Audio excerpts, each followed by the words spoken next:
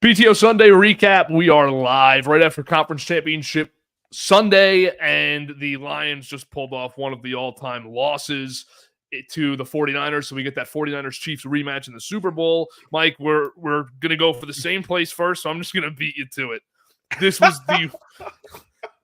the most poorly coached game I've ever seen in my entire life. Dan Campbell was on my list. I tell you all the time about my list. 7 guys. It's been 7 guys all year. Some weeks we've had 6. 7 guys who I would not get rid of for anybody. I would fire Dan Campbell tonight. He's off the list. I've loved him all season. I cannot defend him after this. You said last week his aggression might get the best of him and might cost him a game. Well, you couldn't have nailed it better, because not once but twice does he pass up an easy 3 points in the second half. They end up losing by 3. They could have had 6 points on those 2 field goals.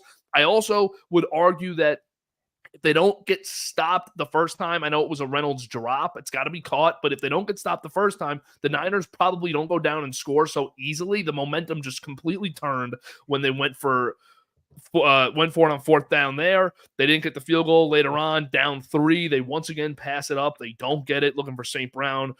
Goff looked left to him, incomplete. And then at the end of the game, you have the handoff with a minute left and then a timeout right after. Such poor clock management down inside the 5 to pretty much ice that game. You had to get the onside. You didn't get the onside. And it's over. And that's how the Lions season ends. And there's so much to unpack, because Lions fans know as well as anybody how difficult it is to get here, how difficult it is to even get into the postseason, win 1 game, let alone 2, get 2 home games, go on the road, have a 17-point lead, and lose with an opportunity to go to your first Super Bowl in franchise history. This was just a franchise-altering moment. And for a franchise that was going in such a great direction, it's completely flipped now for me. But I'll pass it off to you, because I just yapped for the first 3 minutes of this. He's reckless, Kevin, and it cost them a game. I understand that's his identity, right? He is an aggressive coach, and I'll even give him a pass on the first one. They had the play to Reynolds. Reynolds drops the ball. Okay. Mm-hmm. You made the mistake once. They went down and scored. You make the mistake twice. You pass up another field goal. Kevin, we mentioned it last week that, you have Ben Johnson sitting there, and he is one of, the hot candidates, and he's probably going to go off to Washington now and be the Commanders head coach. You have to consider at least having the discussion with your brain trust in Detroit right now, saying, do we let this guy walk out the door? Are we sure we want to let Ben Johnson, walk out the door? What's the answer to that question, Kevin? I don't know, because I think this team runs the way it does, especially obviously offensively, because of Ben Johnson. Yeah, so my thoughts on this is something that either you or me had brought up last week. I'm not quite sure, but when it comes to Dan Campbell, I've defended him at every stop. I've supported him at every stop, especially, Brad Holmes, the Campbell regime. I've loved it from the start, even at 0-12 or whatever it was. I've loved it. But you have to sit here and realize the best coach on your staff is Ben Johnson. He's certainly not going to be the leader that Dan Campbell is and the motivator, but he has the X's and O's. You can hire motivators to do that for you on each side of the ball.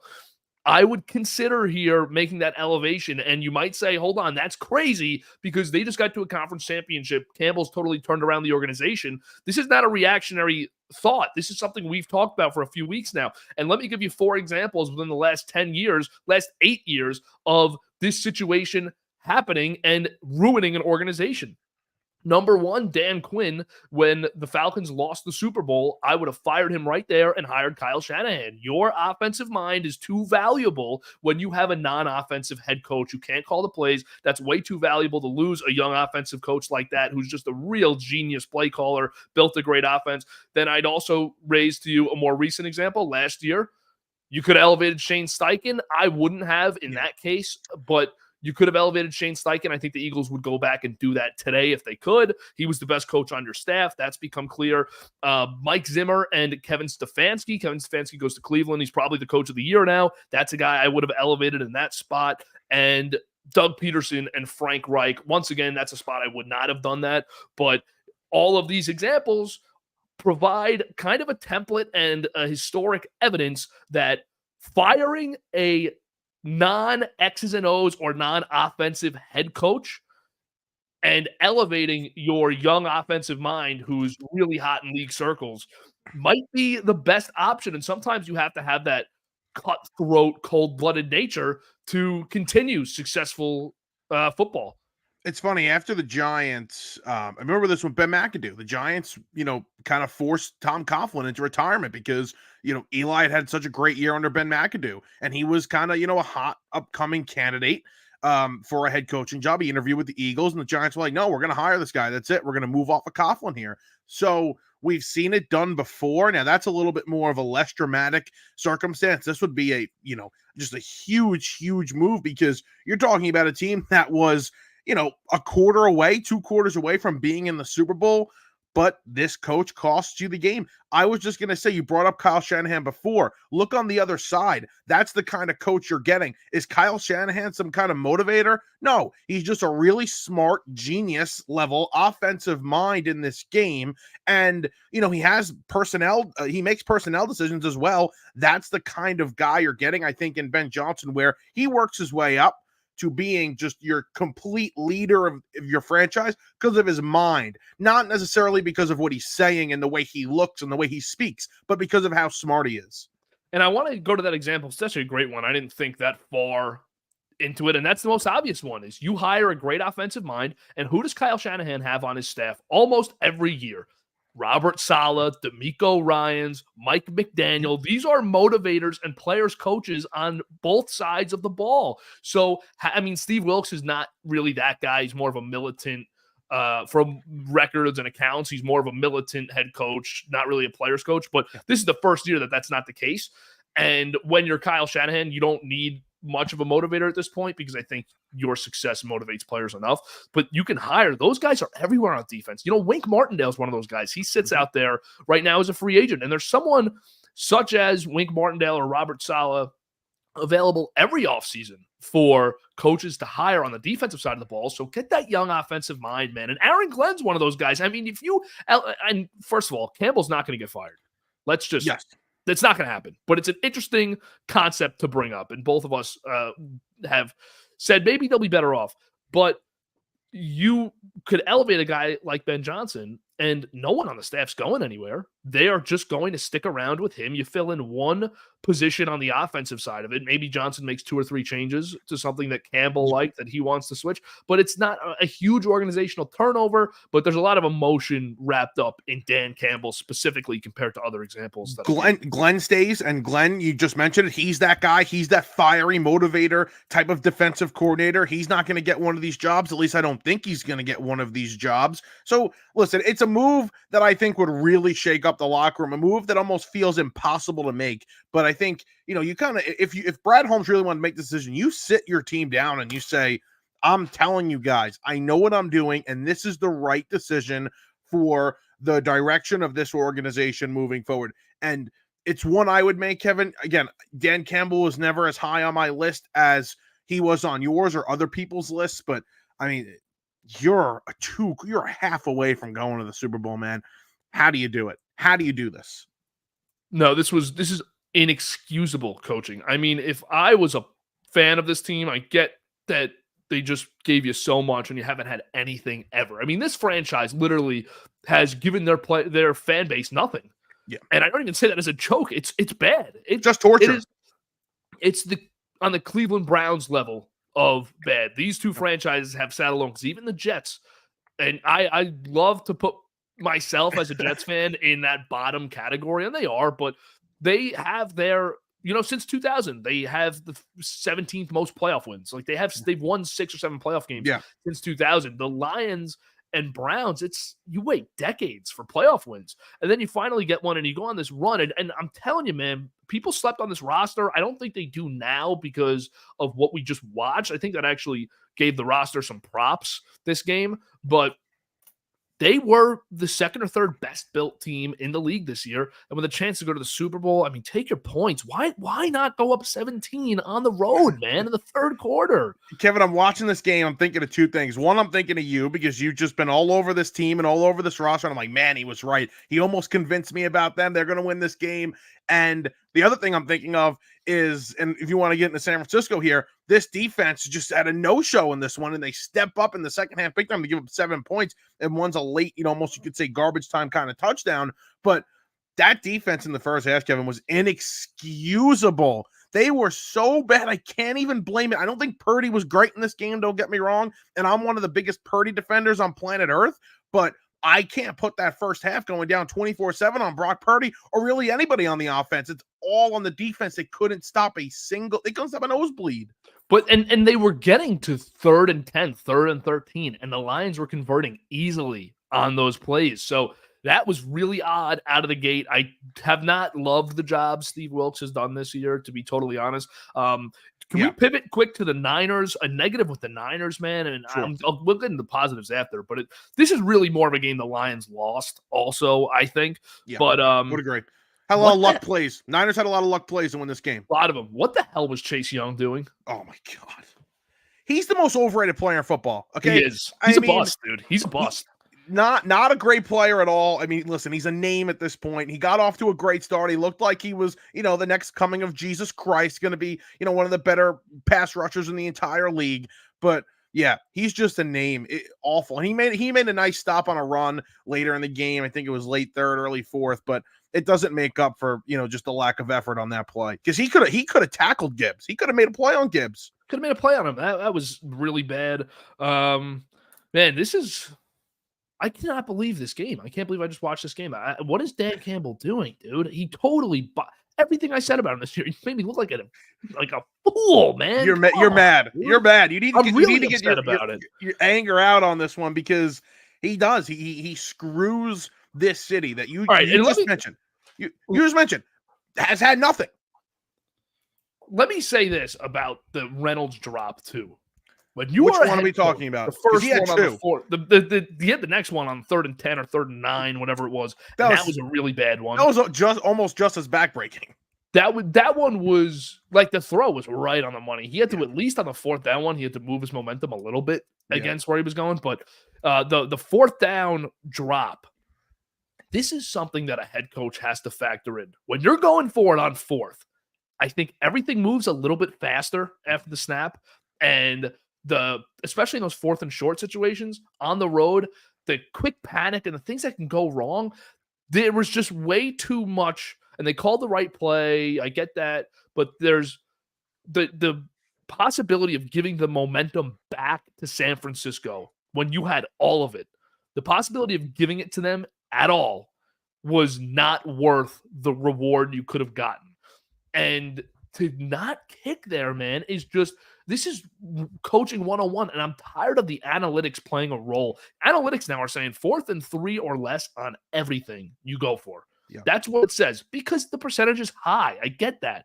But points are points, man, especially on the road against San Francisco, who can score. Dude, they can score in a second. We all know that. They went for that 4th down, and if you walked out of the room to get a drink or something, grab some food, go to the bathroom, you walked out of the room, by the time you got back, it was a tie game. Yeah. No, you have to take the points there. What was I going to say? I was just going to say something. They blitzed him. They were in his face right on that play, and it rushed to the throw, like you just mentioned. On 4th down, it's going to move faster. Give them credit defensively. They had the right play there. You got to blitz Goff. I mean, I think that's the number one thing. You gotta get pressure in his face early in that game. He had all day to throw. He takes a nice deep drop. He's sitting back there. He's just flinging. Also, I saw this on Twitter, and I'm starting to notice this now. Does he throw ducks all the time? Like every single throw. Every single throw. Perfect throw. He's got an arm, man, but everything is a duck, it looks like. I don't know how these receivers deal with it. Whatever, discussion for another day. But yeah, he's got pressure in his face on that 4th down. Again, you know what? I would have kicked the field goal just based on circumstance, but that's his identity. That's what they've done all season long. But my problem is now with the second one. You have a chance to almost redeem yourself, and he does it again. Yeah, the second one's nails in the coffin, man. You had a chance to tie that game, and your defense is good enough to go out and get a stop. And Purdy has not played well enough for you to feel like he's going to go right down the field and score. But I'm pissed, man. I'm really frustrated with this. Also, I like all four of the teams I played today. I really enjoy all four teams, but I've given so much of my time and NFL fandom to Detroit this year. To see what Dan Campbell did today was just disgraceful. Can I ask you a question on late in that game where it's basically over? They score the touchdown. He goes for it again. What if you kicked the field goal and then got the onside and tried to score a touchdown, or if you went for it there? I'm genuinely asking. I'm not. No, I thought the same thing. I just feel that when you're in that spot, and it's tough, man. Because I thought that with like a minute 35. I feel like when you're in that spot, though, you want to score the touchdown before you have to burn the timeouts. Because you're not going to get that. You can't, envision that you're going to get that close. You know what I mean? Yeah. That you're already there, like especially when it's first and goal and there's a minute left, or fourth and goal and there's a minute left. You can't assume when you get the ball back, if you do get the ball back on an onside, that you're going to be in that position to score. So I actually understand going for it there. At the time, I'm like, what the hell is he doing? Why are you calling the timeout too after the handoff? I mean, that has to be a situation where you're saying, all right, we're handing it off to Montgomery. And all right, if that's the play call you really want to go with, fine. I still would never run the ball in that spot. But you say we're handing off to Montgomery. If it doesn't work, you get to the line in the next 5 to 8 seconds, and this is the play we're running. And you send the personnel out for that play, for that could work for both plays. And you just have to plan for that. And you go out there in a total run formation, too. I mean, Greg Olsen's sitting there thinking what everyone else is thinking, saying they're going to hand this ball off. Montgomery's in the game. You have, I think, at least 2 tight ends out there. I don't know if they had a third. I don't think they had a third.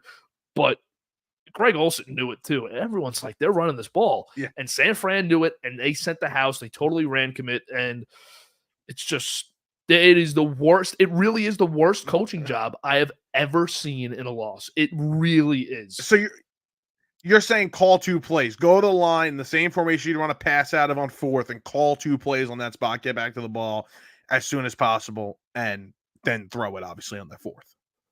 Yes, and I first of all, I'm throwing it on third.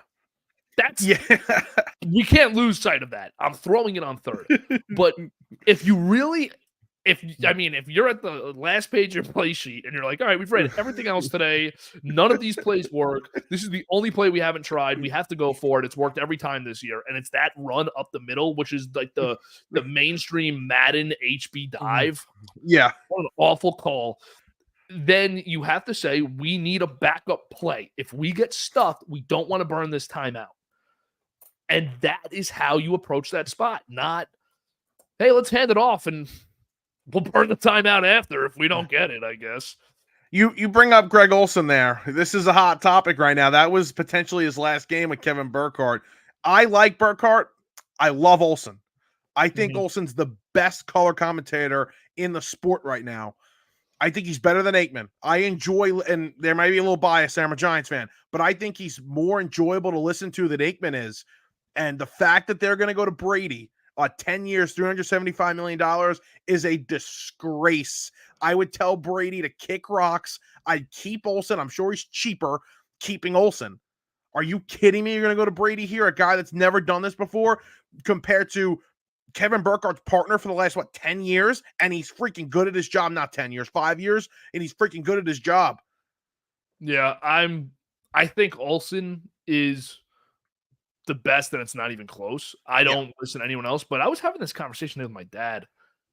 Don't you think, with the amount of money they pay these guys, if they didn't have anyone in the booth, everyone would still watch.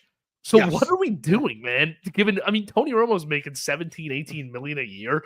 If you put, literally anybody, it would still get the same viewers. People You're- love the sport. People don't Yeah. love the broadcasters. No, us nerds like the broadcasters, and we don't watch for the broadcasters, but it just makes it more enjoyable. Completely agree with you there. That's why when they paid Brady all that money, I'm like, what the hell are you doing? It's not like you're going to change your viewership. But, oh, by the way, Romo's terrible too. Romo's a I disaster, bro. I've been saying that since day one. No, see, you couldn't find a bigger Romo fan than me. I loved Tony Romo when he first started. Those couple of years, man, it was like a honeymoon. Romo was great. Past 2 years, he stinks. I can't. Got to get him off. If they do go to Brady, CBS should call Olsen, offer him the $17 million a year, and let Romo go. I cannot stand listening to Romo, and this is so. I'll fall on this. I'll die on this sword. I actually liked Phil Simms. I just and everyone hates Phil Simms. Nobody I've met has ever liked Phil Simms.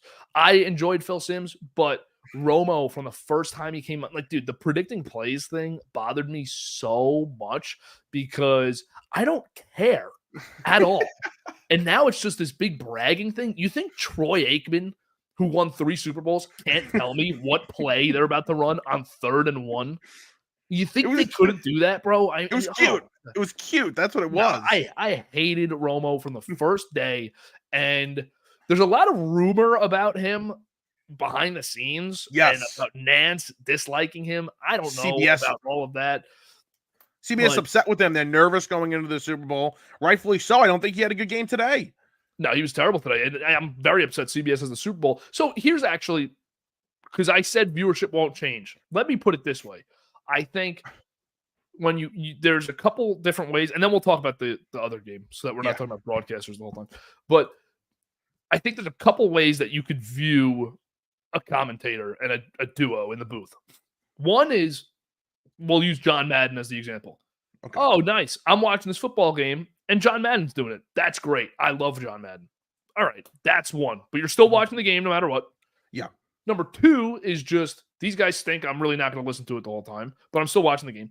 The number 3 is, holy crap, why is Tony Romo doing this game? I might have to turn it off. He's so annoying. And that is the level that Romo's at for me, is I cannot watch games with him on the call. I hated when the Jets got national games on CBS this year. I hate that. I love when they suck and it's 1:00 with Spiro Ditas and Adam Archuleta. I love that because I don't have to listen to Romo. Romo is a turnoff for me, man. He's a total turnoff. And I think we lost Mike here. This is his annual freeze moment. But we'll move on to the Chiefs game. Chiefs-Ravens. That was a 17-10. We'll have Mike join back in a second now that I've berated Tony Romo. So I don't want to get to my main points without Mike here, but this game, let's see if this works for him. Nope, Mike's still not there. This happened last week as well, so we might have to join in one more time. This one, 17-10 Chiefs, disappointing game. For me, I was really a Lamar truther. Yeah, my agenda's died this weekend, man, with Dan Campbell and Lamar. I picked the Niners to win this game by 3 or less, so that was big. But the Lamar agenda died because he missed a lot of big throws in this one. Mike's back here, but Lamar missed a ton of big throws. And Mike, great to have you back. Your annual. I had you the entire time, too. I didn't lose anything. I'm like, what's he doing? I don't know why that happens, but we lost it, and that's that. And now you're back. Lamar disappointed me in this one. I was really rooting for him and Dan Campbell today, but is what it is. The Chiefs got after him. Steve Spagnuolo is great, man.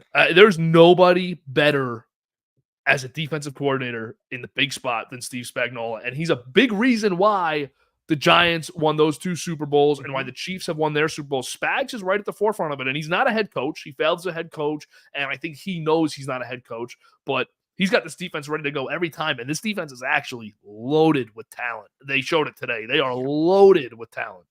Yeah, they're very good, and, I think a scary part, when they beat the Dolphins and their offense started to look like it was getting going a little bit, it looked scary because their defense stayed as good. Their defense was as good as they were in the regular season. So now they've put it together offensively to go along with the best defense Andy Reid has ever had with Kansas City. That is a dangerous combination right now. And listen, I don't think you can ask for a better Super Bowl here. just storylines and the way these teams are playing now heading into the game. But Kevin, the Chiefs have that Patriots dynasty feel. They have the Brady Belichick feel, Brady Belichick Gronk feel, where no matter what happens, they can have a down year in the regular season, like we saw them have. The two of them did. You could say the three of them offensively, they just weren't that good. And yet they figured a way out in the postseason to start playing their best football. And now here they are again in the Super Bowl. And now Patrick Mahomes has a legitimate shot. I think I don't think he has to catch Brady, but I think he probably has to get to like 4 or 5 championships to like say, oh yeah, he's the GOAT. Because I don't think he needs 7, but give me like 4 or 5 here, and then I'll like solidify you as that guy. He has a chance to get to 7. Kevin, he wins the Super Bowl. He has a chance to get to 7. All right, let me pump the brakes here, because there's been a big chat this week about the GOAT and everything, and rightfully so, because his first 6 seasons as a starter have been better than Brady's. Yes. And if he wins a ring, they have the same amount of rings. Brady had 3 in his first 6. Now Mahomes has a chance to get 3. Yeah. The difference between the two of them is one of them was on the same timeline as the Hall of Fame coach. Mahomes is not. So if there's a situation where Mahomes is coached by Matt Nagy for the next 3 or 4 years, they might not win a ring in that period. And Travis Kelce retires. He's not on the timeline of these guys. So you have to find him. Consider Travis Kelce. Brady really didn't even have a dominant, because Randy Moss didn't win one of any of the 3 rings. He didn't really have a dominant playmaker in the first half of his career for the Super Bowls. But in that second dynasty, he had Gronk. Now Mahomes has to find another version of Kelce, another guy that can play with him, and they have to find another head coach. But I will say, I agree with you, because I think we could have a LeBron Jordan situation where it doesn't need to be as many rings. He might retire with every single record and 2-3 rings short, and you'll say, all right, he got there. I mean, Mahomes might get there 10 times, dude. Yeah. He might. He's been now, what is this, his 5th or his 4th? This is 4th. His 4th. This is 4th. He lost the 2 Bengals and the Patriots that 1 year. But I love it. I was rooting for the Ravens, not because I wanted the Chiefs to lose. That's what a lot of people were doing. I was rooting for them just because I wanted to see Lamar get his shot, because Mahomes is going to have so many. But I'm not upset by the results today. No, I'm not. And, I thought that we were going to have like this kind of moment where Kansas City had to almost reset this offseason, where they're going to be looking for not only one, because they need another legitimate wide receiver, right? Especially with Kelce getting to that age. But I thought Kelce was downgrading in such a way where they were going to have to find 2. They're going to have to find Kelce's replacement and then another receiver, then another tackle, because Taylor sucks. So like they needed to do a lot of rebuilding. Now it's like, all right, Kelce's still there. Give me one more solid year. Go get me a wide receiver. They'll have the money to spend. They probably still need another tackle, but they'll get the tackle. They're good at replacing. They rebuilt that offensive line after that Bucs Super Bowl in how long? They did it in a year. So yeah, I mean, but then you also have like the Bengals, who are just totally still terrible at it. But the Chiefs line is right there, man. It's still the best or second best or third best. They're tackle away. They're tackle away from really like it being the best offensive line in the league. They just don't have the tackle right. And Mahomes can mask those small weaknesses too. And Andy Reid does also. But now, does Andy Reid retire with a win or a loss here? Does Kelce retire with a win or a loss here? Those are interesting speculative questions for this. And is it the most outlandish thought? I don't think it'll happen, because I think it'll have to be too much turnover. But for Bill Belichick to coach this team next year if Andy Reid retired. I mean, that's the perfect spot. And I think if you're Patrick Mahomes and you just mentioned that sort of, well, you're not on the same timeline as your Hall of Fame coach. Well, how about go get the greatest coach of all time, or one of the greatest coaches of all time? Because I'm kind of backtracking that. It's just discussion for another day, though. But you're sort of get that timeline almost where, all right, Belichick gives you 3 to 5 years and you have one of the greatest coaches of all time. You don't have to worry about the defense. I would have Mahomes hand pick his offensive coordinator, whoever the hell he wants, he can have. Let him run the offense. You don't have to worry about it. It's interesting. I mean, isn't that the perfect spot for both sides though, Kevin? Because now you have, and I thought this is why Dallas was the perfect spot. I think Dallas is still more of a perfect spot than this, because if you would have brought in Bill this year and then they went and won a Super Bowl in a year or two, it would have looked like Brady, where you put him on the Bucks and he's the reason why they won the Super Bowl. Belichick would have been the reason why the Cowboys got over that hump of not being able to win in the postseason, and it would have matched Brady's Bucks Super Bowl. Doesn't happen. It could happen next year, but I don't think so. This will be a little bit different because you're going to a spot where they're already winning. Yeah, it's interesting possibilities for this Chiefs team who just won the AFC Championship, have won the Super Bowl the last few years, and now, where will they go after this? I don't know, but it's a lot to gauge with that. I want to ask you two questions here. Yeah, I also want to rip on Lamar. Now that we've talked about both games, we'll get back to Lamar, but let me ask you these two questions. First, who's the biggest winner of the day? The individual person or the organization? Just the biggest winner of today? Kelce. Kelce, I think Kelce's proved everybody wrong. That, he's not washed up, that he can still play.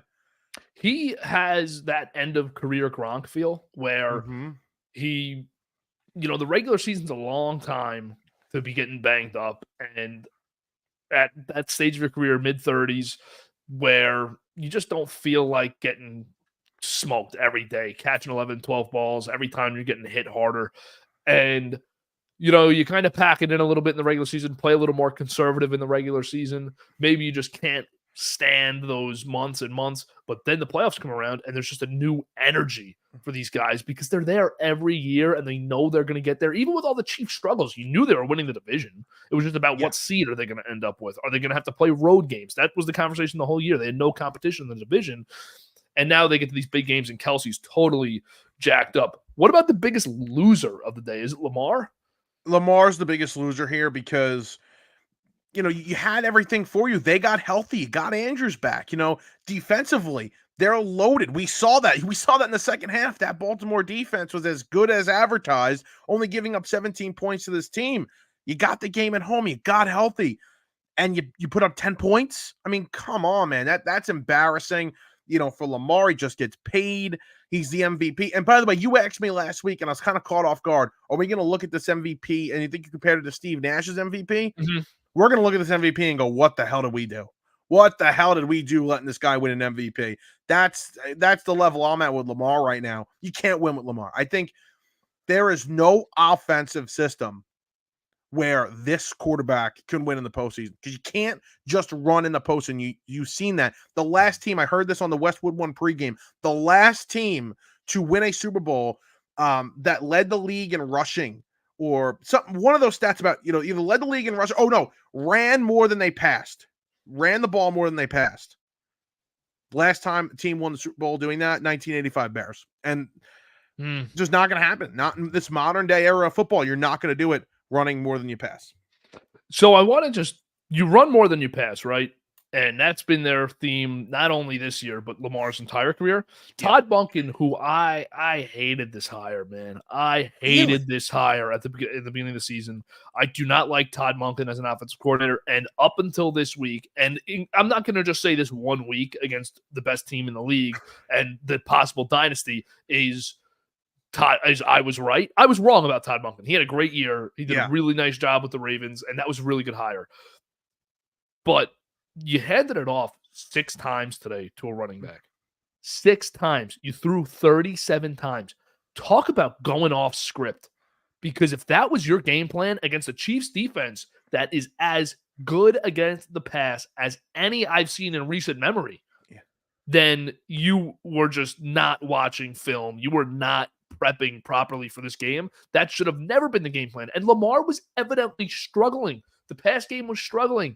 They had to hand it off more. They abandoned the run from the start. Just a mess of a game by Todd Monken, who got absolutely outclassed by Steve Spagnuolo. Yeah, and you didn't go down big at all to the point where you couldn't run the ball. You're down 7 points. You can still run the football. And their biggest play that almost saved them and kept them in the game was that 4th and 1 run by Lamar, which then set up the crazy play to save Flowers, which was really the only positive from this game was that drive and those 2 plays.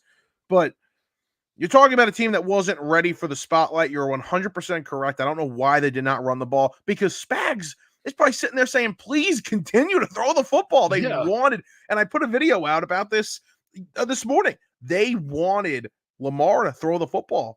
And against this pass defense, look what happened. They just got completely shut down. So, yeah, bad job by Monken, who got head coaching interviews this year, which is surprising. Obviously, not going to get one of those jobs, but I think next season definitely is going to be one of the hot candidates, especially if Lamar has another good year where he can get a job next year.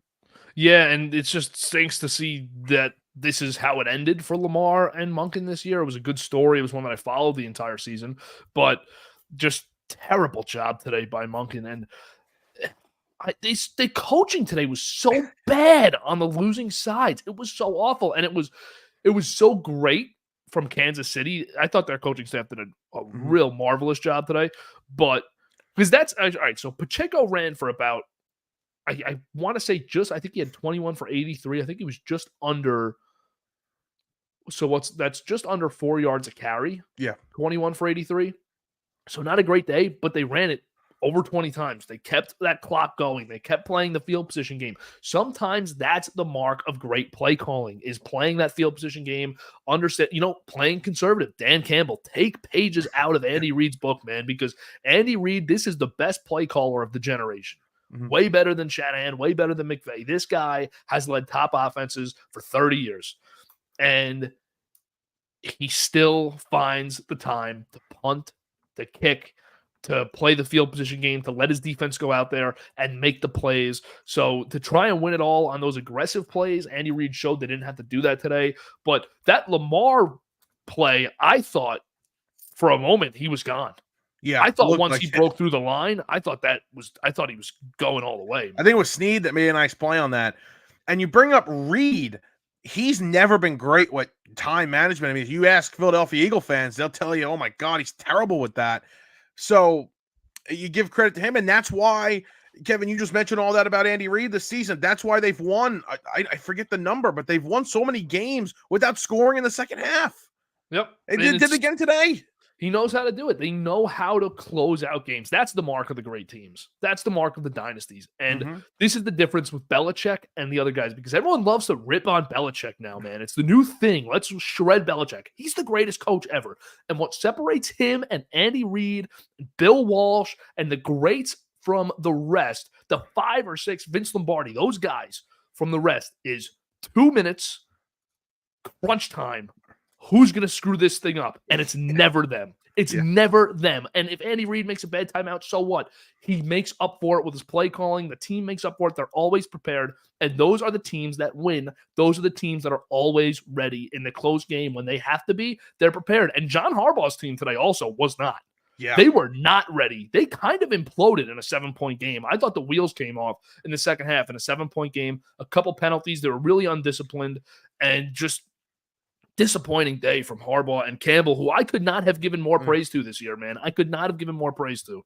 And I'll rip Harbaugh, but he didn't blow the game the way Campbell did. His team wasn't prepared. Like you mentioned, they're undisciplined 100%. I mean, that was obvious with the penalties they had. But Harbaugh didn't lose them this game. He's still on my list. How about that? He's still on my list of 6. I wouldn't fire for anybody. But yeah, that's the biggest thing, is it was a team that was not ready to play versus a team that has been there before and was ready. And the experience of playing in these big games showed today between these two teams. It just did. It was the reason why I think Kansas City won this football game. So what do you think of this game next week? Now you got the rematch from 2019, but it's a totally different game. It's Mahomes and Andy Reid versus Shanahan and some of the same faces. Debo's still there, Ayuk's still there, Kittle's still there, but you add McCaffrey into this mix. Now Purdy's a factor. Trent Williams was not there during the Super Bowl last time, and totally different defenses. This game next week is a great matchup. And you know what?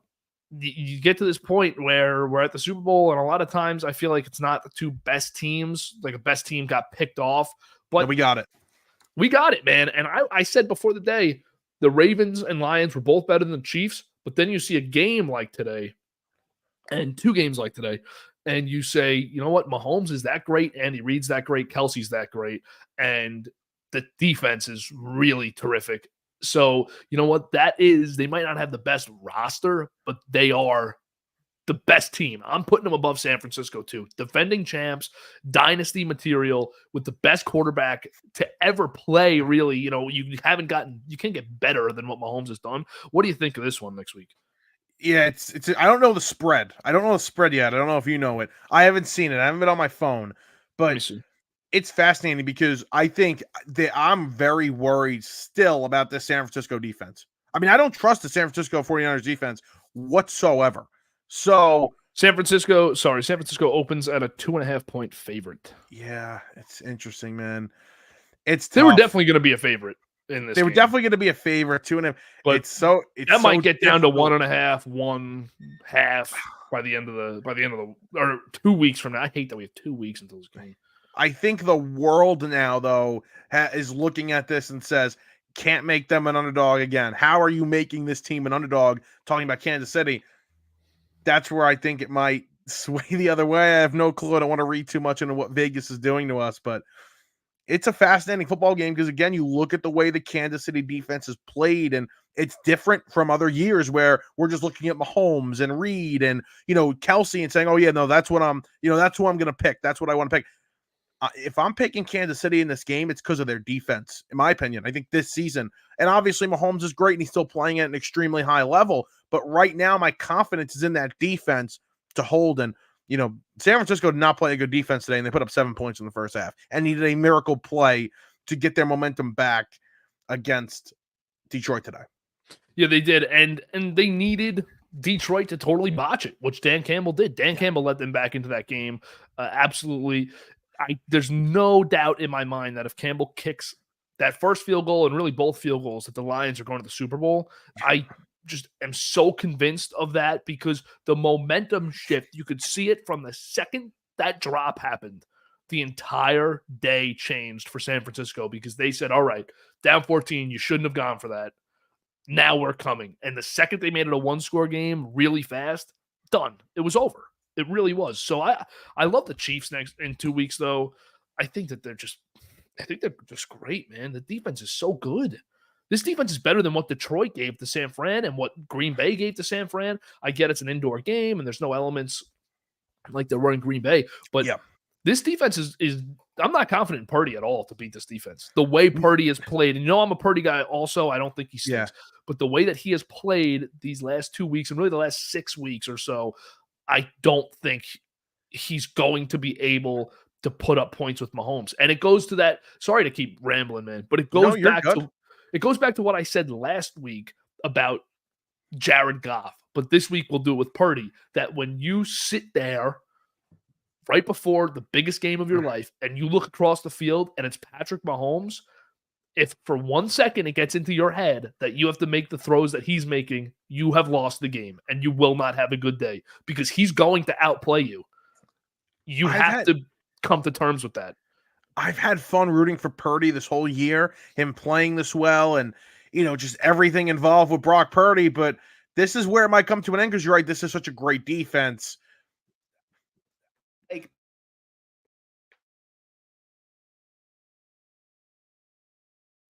I'm muted. I don't know why. Yeah, you muted your mic. I don't know if that was a lag. And now I can't even hear you. But I'm just going to say this.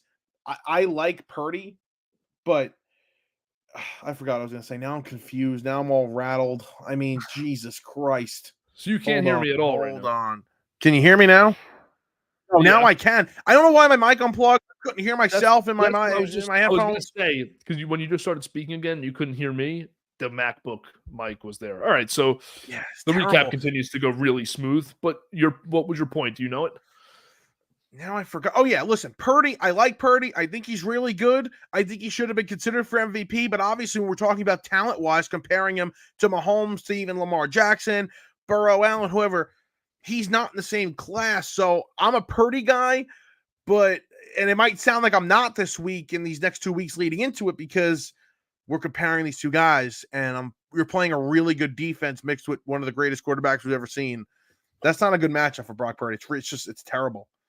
No, it's an awful matchup for Purdy, and I hate it for San Fran because I don't think their defense is as good as it was in 2019. I think Mahomes is way better than he was in 2019, which might be hard to even do because it feels like from the first year he came onto the scene, he was great. But something about just the way he handles the game now, he feels way more polished, the way he handles crunch time and the way he plays, because it was so much flashy backyard football the first couple years, and now it's He's a total killer, man. He's like evolved to that maximum point where he's just a total assassin. And some of the plays he made today, man. I mean, the first throw to Kelsey was ridiculous. The first touchdown pass was a ridiculous back shoulder throw, and he threw it 95 miles an hour, 25 yards downfield, back shoulder. Kelsey made a great play, open up the hips to the outside. And then how about that third down play when he scrambles around? He's got a real clean pocket for about 10, 12 seconds, but nobody's open. And he runs up, he gets hit, he maneuvered the pocket a little bit, recreated it, gets hit, kind of just lobs one to the middle of the field, and Kelsey makes that great diving play over the middle for maybe 8-9 yards was the completion. I don't know if you remember the one I'm talking about. It got the first down. That was a 3rd and 5. Yeah, and it was just the two of them were just unstoppable today, and that's against a Ravens team that has Kyle Hamilton, the best safety in the league, who hasn't allowed a touchdown all year. And right away they go right first drive for the first touchdown. They go right at him, and that I don't know if that's intentional or not. I'm assuming it's not because it's just however they match up, but we're gonna run our play. But that at the same time, if it is intentional, if you do try to do that, that sends a message saying, "Hey, man, we're here for business, and I don't care what you've done all year. This is the best duo in playoff history." It sent a message 100%. They definitely weren't trying to go at Hamilton. Hamilton's great, by the way. He's a great player. But yeah, 100%. And you're talking about a team that hasn't trailed, right? That's killed their opponents, especially at home. They rarely trailed at home. So what they were able to do, especially in that first drive, like, yeah, we're here. Like this team is here and ready to go. And I think Mahomes and Kelsey, I thought about Kelsey doing this last year, but more so Mahomes now this year. He's embraced that villain that I think people have created of the Kansas City Chiefs. He's embraced the challenge of having to go on the road and win in the postseason because people doubted that. Like we mentioned before, people have doubted if this team can go on the road in the postseason and win. They've done that now. And he has just embraced this killer mentality. And I think that's what's different about him. He reminded you in the first half of this game, Kevin, that he is still the best player on the planet. He really is. He is. He's great. And Kelsey is the best Robin of all time. I mean, he's not a better player than Jerry Rice, but in the postseason, he has every record now. The two of them have every record in 6 seasons. They have every single record. They passed the Brady Gronk record, quarterback to a tight end in the postseason. I think that's just quarterback to a receiver in a postseason for touchdowns. Yeah. They passed that.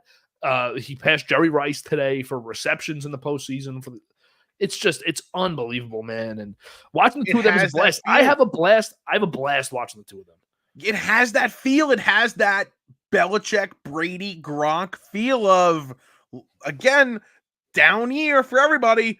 No, postseason time. Here we go. We're turning it on, and we're gonna roll through you. And that's what they've done. It's incredibly impressive.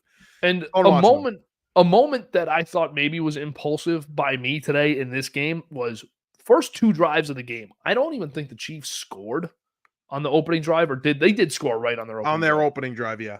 But after they got the first down, it was, you could tell we were in for a day of a coaching beatdown. I mean, you knew that the coaching staffs, or at least each offensive coaching staff, that the Chiefs' offensive play calling was going to be so much better than Baltimore's. Mike McDonald actually does a pretty good job in this game.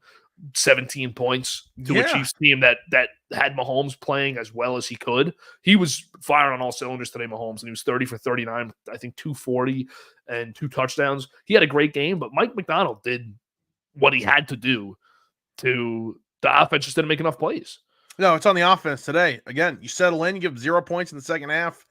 They did their job. And, for people that haven't watched the Ravens this season, you saw how good they were and what people were kind of talking about going into this. The world's like, oh, look at the Chiefs. And if you are just a, casual viewer of the NFL and you're just watching the postseason and people are telling you this Ravens team's good. And, I tried telling people that, that don't really watch football. I'm like, well, the Ravens are good, man. And their defense is fantastic. It's going to be tough for Mahomes to do it.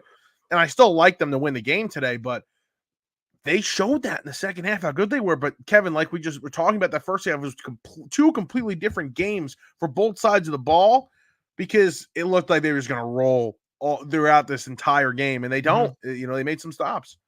They did. So good job by the Ravens defense. So I'll just ask you this last question. Only thing I have left that I really need to talk about is can you win with Lamar? I know you already touched on it a little bit, but are we just out? Is this the year that we say you can't win with Lamar? Because I know we draw the parallels of Manning, Brady, so on and so forth, but there has to be a Flacco in the mix. There has to be a Roethlisberger in the mix who, they might not be Allen, Burrow, or Mahomes. And let me group Allen, Burrow, and Mahomes. I know Allen hasn't gotten there, but I'm going to group the three of them in as Manning, Brady. So who's that outsider? We think it's going to be Lamar, I guess, but it's probably not. So who's that outsider that's Joe Flacco, that's Ben Roethlisberger? Because at some point, these guys are all going to get picked off in 1 year, and we're going to have a random team. I mean, Mahomes doesn't go 20 years, and the AFC winners are either him or Burrow or Allen. It's not how that works.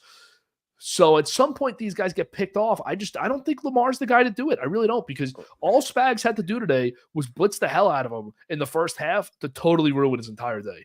Yeah, where does Stroud fit into that? How does Stroud might be that guy. I think you know what? After today, you'd probably take him over Lamar to be your quarterback in the future.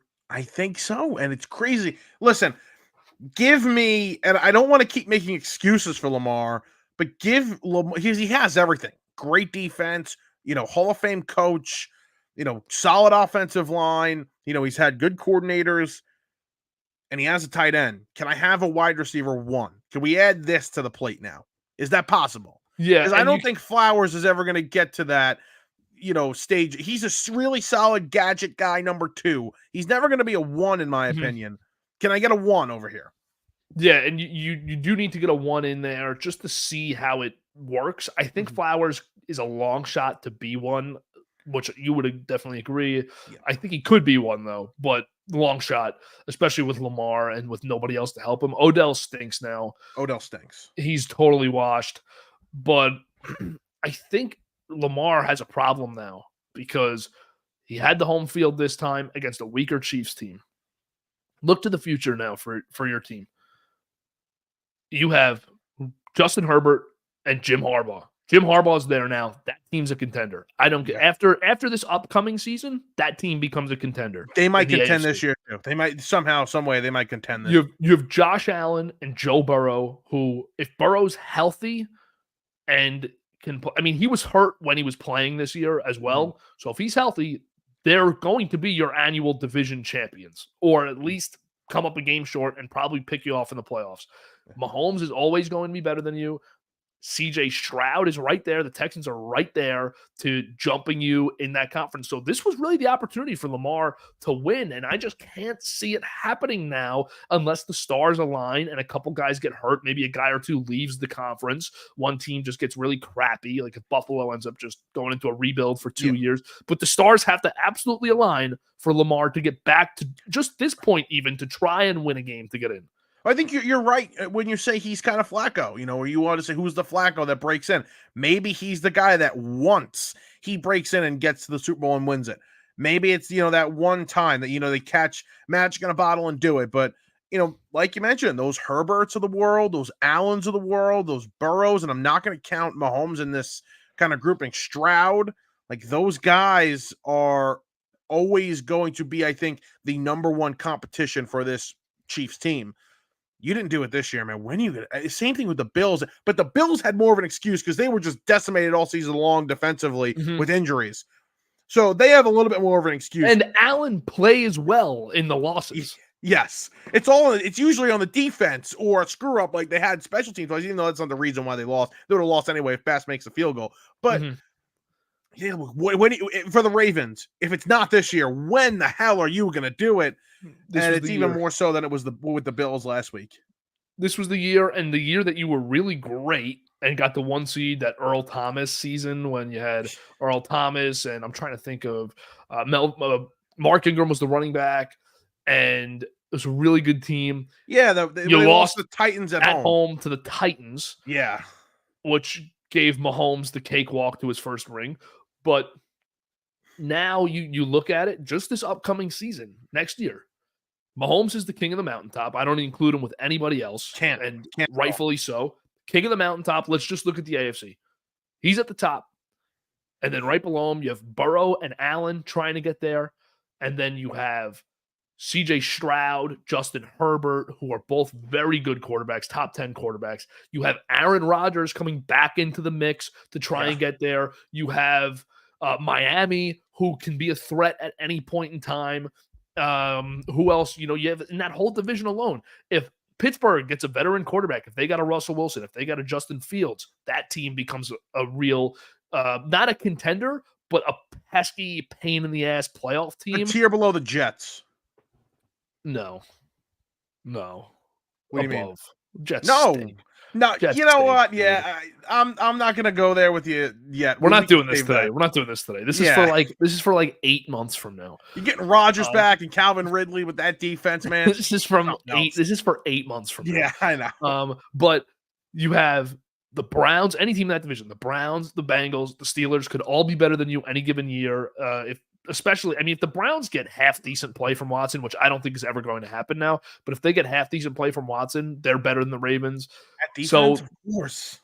This was the year, man. This was absolutely the year for Lamar to do it. And I like Lamar a lot. I'm a huge fan of him. I think he's had a great story and an underrated one. As he goes to Louisville, he wins a Heisman. He's the last guy picked on night one, which I don't really pity him for. That's your first-round pick still. You didn't fall out of the first round. But everyone was saying switch to receiver, switch to running back, which was such nonsense, and saying he can't play quarterback. Now he's going to have 2 MVPs, but he's going to be in that class of 2 MVPs, no rings. Where do you really stack up with the guys you played with? Because one of Burrow or Allen are going to win a ring. There's no way in my mind that both of them retire without one. And then you're going to have that random guy. You're going to have that Herbert, Stroud, maybe Stroud's going to win, but it's a different scenario now because Stroud's going to win one too, and it might be after these guys are kind of out of their prime, and so is Herbert. Herbert and Harbaugh are going to win at least one, and if they got 2, it wouldn't shock me. I think it's tough to say that they will, but I listen, both of us like Herbert. I love Harbaugh. Yeah. And I would not be surprised if they win. I would not be surprised if Stroud finds a way in his career. And same thing goes. I think Burrow's definitely going to win one. Burrow's the guy. I think that definitely. Burrow has something we don't talk about is Burrow has an injury problem now. That's something we have to worry about every single year with Burrow. He is injury prone. So while I agree, he's the man. I think he's third for me. I have Allen ahead of him, but I mean he's a superstar. You have to worry about injuries with Joe Burrow.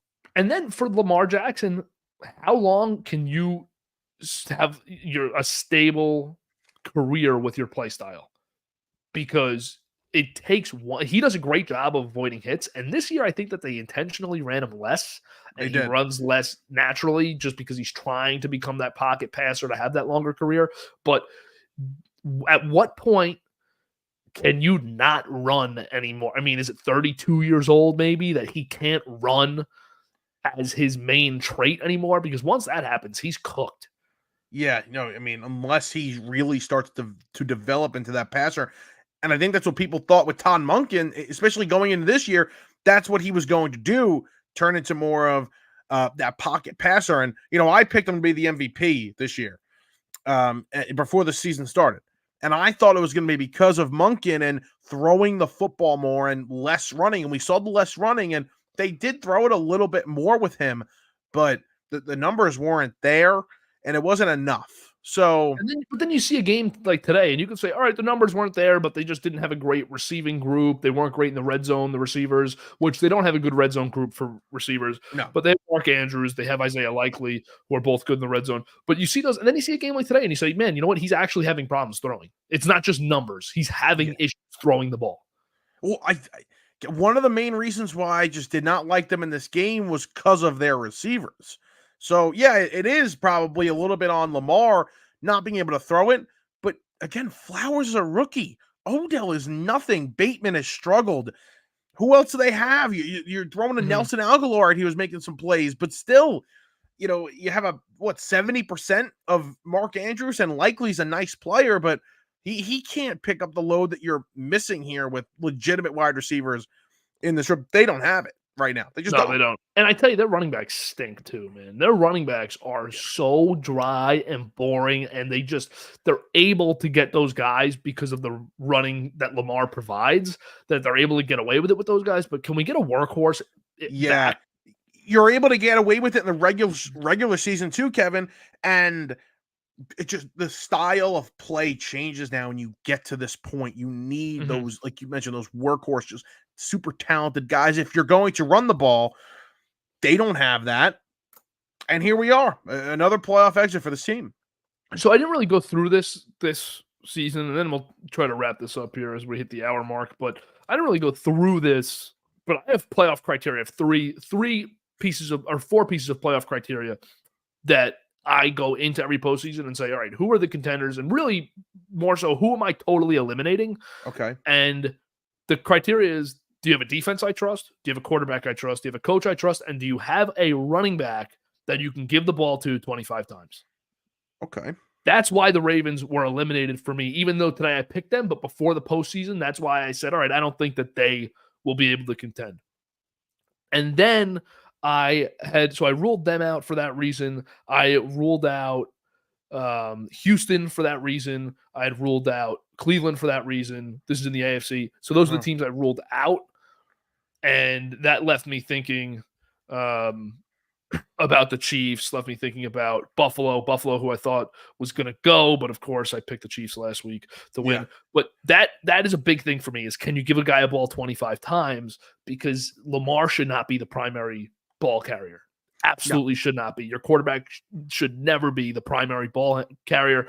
And you need that guy where all right, we have 4 minutes left. We're up by a touchdown and we're up by 10. We have 4 minutes. We're in our own territory. Can we run this thing out? Can we have a guy that can run this thing out? Yeah. And they don't. And the Chiefs do in Pacheco. The Chiefs really do, man. The Chiefs really do. That is a guy that there's few running backs I'd rather have than him in these spots. And that's a credit to Andy Reid. It's also a credit to Pacheco because he runs angry and he runs physical. And you know what he doesn't do? Turn the ball over. Never turns it over. Yeah. Well, again, give a credit to Pacheco. Also, give credit to everybody on that staff. You're without your all-pro guard, and you're still able to do that. Run the ball, do whatever you want. You think, it was a reason why Mahomes struggled today or was going to struggle today? Like you mentioned, those weaknesses that you have in certain spots, he just mitigates those kind of issues because that's how good he is and that's how talented Mahomes is. And for Pacheco, every time I watch this guy on a big stage, I become a bigger fan of him. He's fantastic, and you're right. Not only do I just not trust him to turn the ball over, I trust him to just fall forward and get 4 yards. And he does that every time. Yeah. All right. Any final thoughts here, Mike, before we wrap up Conference Championship Sunday? No, listen, it's the best Sunday of the year. It's our last Sunday. Second best Sunday of the year. Best Sunday, second best weekend. Sorry. Okay. I forget that last weekend is split into 2 days. Yeah. Listen, it's our last day for diehard NFL fans. Now we'll deal with, the whole show of the Super Bowl, but we're really getting a great game, and I'm truly excited for this one. And I don't know where I'm leaning yet, at 11 o'clock on Sunday after we get the matchup, but it'll be an exciting one to break down and hopefully get right this year. Again, I'm hot on the Super Bowl picks. Early on for me, it is the Chiefs, but we will see in 13 days from now. Are you excited for a Taylor Swift Super Bowl? I'm a T-Swizzle kind of person. You know what? By the way, she does not. Can I just say this? Okay, you can clip this if you want. I don't care. She's not looking for the attention. I mean, we saw the camera go on her. Not at all. And she literally, you could see her mouth, "Get it away from me," or something like that, along those lines. Like, "Get it off of me." There's a video of her walking with Travis after the game, and then they were walking towards Jason. And she steps away and lets Travis have that moment with her brother. She's not looking for the attention here. Mm-hmm. So she's a megastar. She's great. I love her music. She's talented. I don't have a problem with her. I really don't. It gets annoying, obviously, when I'm trying to watch a game and they're panning to her. And I'm sure that's all to be talked about all week. But I'm not against Taylor Swift at all. I do like her.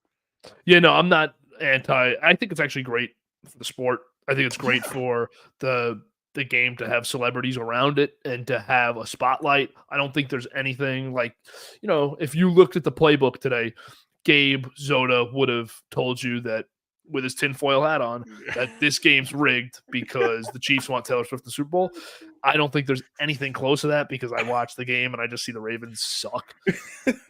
And that's what it is. So I'm excited for it. I think it's great for the show. I think that the San Fran lights and the West Coast thing versus a middle America dynasty with the greatest quarterback of all time possibly is a great storyline, and throwing T Swift into the mix doesn't upset me at all as someone who doesn't even listen to her music. Shows the longevity too of Shanahan, because we're on Shanahan's third quarterback now, because we went with Jimmy G, then they had Jimmy G, and then they had Trey Lance, and now they have Purdy, and they went back to Jimmy G, and then they had Purdy. It shows that you have the same thing going here for the Chiefs, and Shanahan's still chugging along, plugging quarterbacks in, and still as successful. So he also had those years. He also had those years before it also of C.J. Beathard and Nick Mullins and just trying to find Garoppolo. Mm-hmm. And then they did. They won, I think they won 7 games I think they won 9 games in his first 3 seasons as a coach. People forget how bad they were. Maybe it was like 12 games, but either way, they were awful. He's always the reason why when coaches start out so terribly, hold on to your coach. He's always the example. Exactly, which is total BS. Is your coach... Does your coach have the worst court? Well, you know what? I can't even say this because I'm going to contradict myself. Like, I was going to give Shanahan a pass for worst quarterback in the league, but then I'm giving Bob a pass too. I can't give Bob a pass. No. Bob can't get a pass. All right. Well, we'll be back at some point with Sunday recap or some other content. I'm sure that we will absolutely be back before the Super Bowl. But great NFL season. For me, this is really like the end of it. I don't view the Super Bowl as like an extension of the NFL season. It happens to be the last game, but this is where it kind of wraps up for me emotionally, because now I move on to basketball, baseball, hockey, and it's like, all right, NFL's over. College football's done. This is the end of the football season. So sad, but it's been fun doing the recap the last month, 2 months. Yeah. We'll have it. It'll be every Sunday next year. Lots of recaps. Can't wait for next year's recaps. And are we going to do a recap after the Super Bowl or like the day after? We probably will do. We'll do something on the Super Bowl or something on the NFL season, but we'll be back next week to talk about something. And we don't know what, but we love back coaches. To talk about something. We love coaches. We love the offseason. We'll see what happens with Ben Johnson this week too. That's a storyline. Yep. But we'll be back next week, and then we'll tell you our future plans for the recap and just the two of us doing this show. Yes, got some ideas, so we'll be kicking them around the next 2 weeks. We have a handful of ideas. None of them are good, so we're trying to find a good one. We'll figure it out. That's where we're at. All right, well, we will see you next week then. Thanks for watching the recap. Make sure to like, subscribe, do everything that you can do on YouTube to help us out. And then follow as well Hardline Sports Talk. That's with Mike and JM. Playbook with Gabe and Dylan. And the BTO main account, also Elephants and Donkeys. New episode tomorrow. Danny DiCrescenzo giving you politics. It's easy to understand if you're absolutely brain dead like the two of us. Yes. And you can pick up some good stuff about what's going on in the country with Danny tomorrow. That's a nice change of pace as well from the sports. All right. See you next time. Thanks for watching.